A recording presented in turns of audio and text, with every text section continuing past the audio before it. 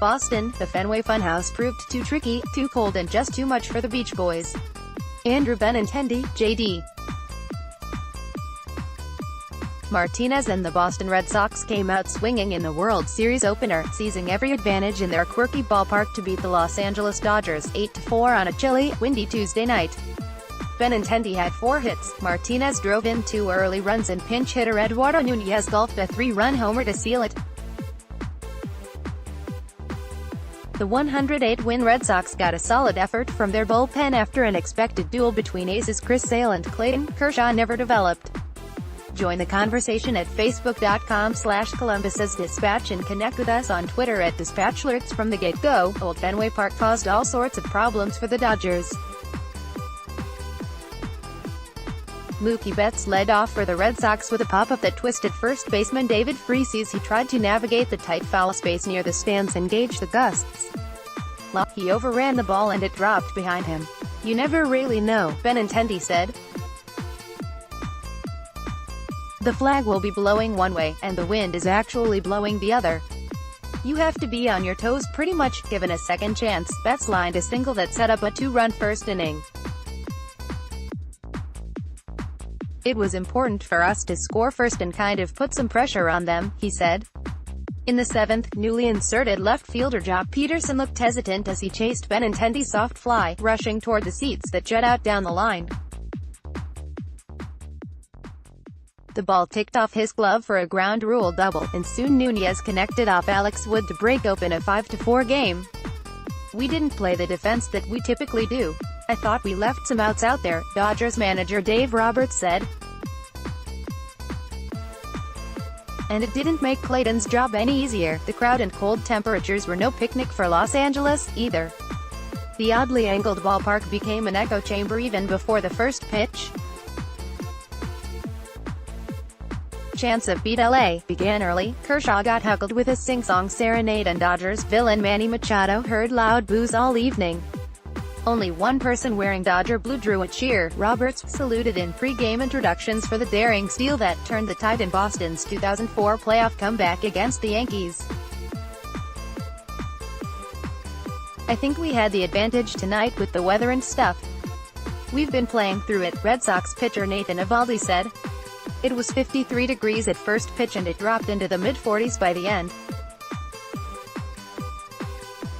That was the coldest game for Los Angeles this season and quite a contrast from last year's World Series, when it was a record 103 degrees for the opener at Dodger Stadium against Houston. We won Game 1 last year and lost the series, so maybe we'll try it out this way. See if we can win one," Kershaw said. Game 2 is Wednesday night, when it's supposed to be even colder. David Price, fresh from beating Houston in the ALCS clincher, starts against Hyunjin Ryu. Both teams rely heavily on analytics, and it showed, with each manager searching for the most beneficial matchup. The clubs combined to use 12 pitchers and 6 pinch hitters.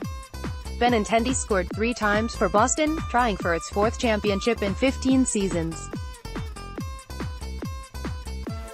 Matt Kemp homered and Justin Turner had 3 hits for the Dodgers, aiming for their first crown since 1988.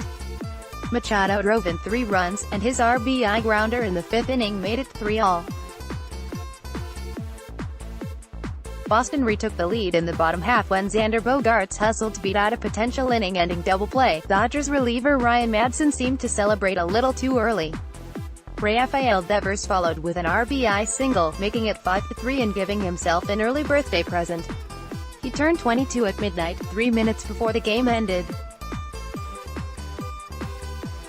Martinez, who led the majors with 130 RBIs, gave the crowd a scare when his foot slipped rounding second base on a run-scoring double in the 3rd. He fell hard, but soon got up. Steve Pearce, ruled safe at first on a replay review, scored from there on Martinez's double. The ball hit a metal garage-type grate on the far center field wall, and took a weird carom, giving Pearce extra time to score. A garage-style grate, used for groundskeeping vehicles and such. What other park has that in play? A day before this opener, Kershaw and most of the Dodgers poo-pooed the prospect that Fenway would cause them trouble. Most of them had never played at the oldest ballpark in the majors, built in 1912, but said they were sure they'd be okay. It didn't quite turn out that way in their first trip to Fenway since 2010. Besides, clubs coming to Beantown have other things to worry about. I think the biggest challenge for a team coming in here is you're playing the Boston Red Sox, Eovaldi said Monday. The only other time the Dodgers and Red Sox met in the World Series was 1916, when Babe Ruth helped pitch Boston to the championship.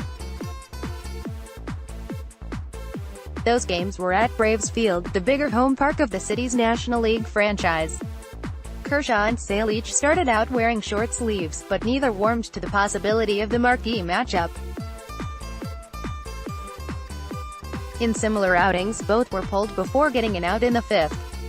Kershaw took the loss in his first appearance at Fenway, tagged for 5 runs on 7 hits and 3 walks. The 3-time NL Cy Young Award winner fell to 9-9 in the postseason, his October results falling short of his brilliant regular season resume. All the way around it wasn't a good night, Kershaw said.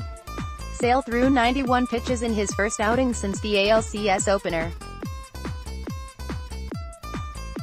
He was hospitalized last week for an unspecified stomach illness.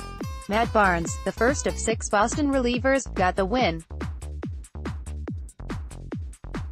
Eovaldi pitched the 8th and Craig Kimbrell worked the 9th as the Red Sox bullpen held the Dodgers to 1 run on 3 hits in 5 innings. Boston manager Alex Cora won in his first try guiding a club in the series.